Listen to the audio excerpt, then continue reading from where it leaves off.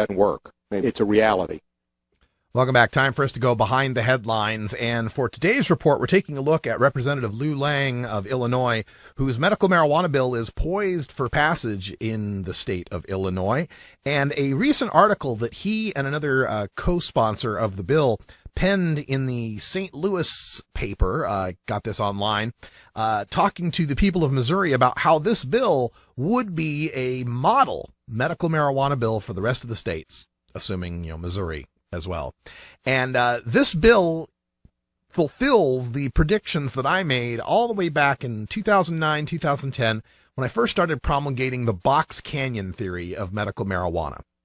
Simply put, if you fight only for medical marijuana, you'll end up only with cannabinoid pharmaceuticals. By engaging the debate as an issue about why you use marijuana, you have to accede to an arbiter of why. You have to allow for an authority to determine your medical necessity, to see if you're qualified or allowed to have your right to use marijuana. Now, this has led opponents of marijuana rights to attack the medical marijuana fight by enforcing the medical part of it. Medical means doctors are the arbiters of why. Medical means specific drugs at specific dosages at specific times. Medical means dealing with threats to health and livelihood.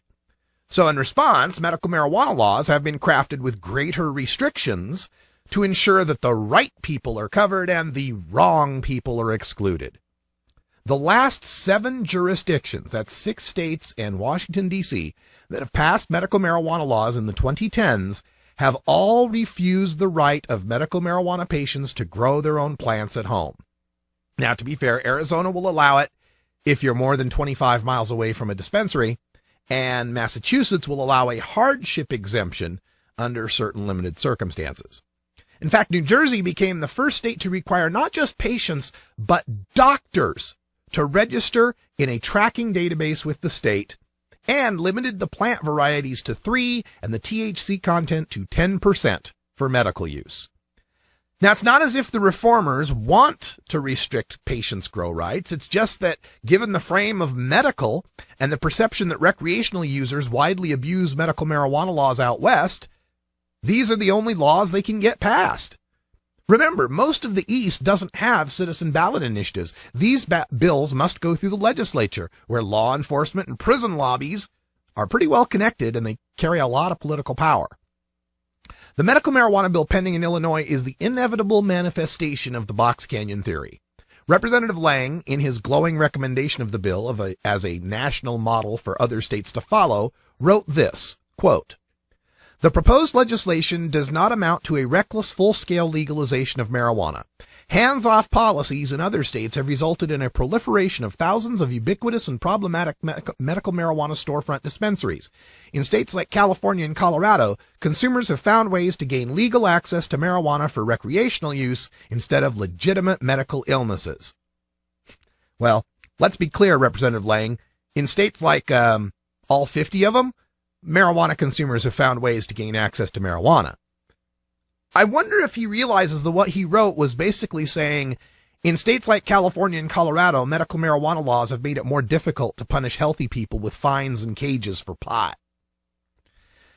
In addition to not allowing the people of Illinois to grow their own medicinal herbs, Representative Lang's bill would ensure that no patient ever gets more than 2.5 ounces in a 2-week period, with purchases from one of 60 dispensaries tracked to the gram, indexed to both the patient and the doctor. Not because having too much pot might lead to a patient overdose. And we all know you can't overdose on pot, right? No, it's to ensure that, once again, no extra marijuana might make it into the hands of the healthy people, at least through a legitimate source. I mean, I'm sure there's plenty to be found on the streets of Chicago. Boy, it's a good thing that the only truly desperately sick people will get their 5 ounces a month, because why would they ever need much more than that to make, say, tinctures or edibles or hash?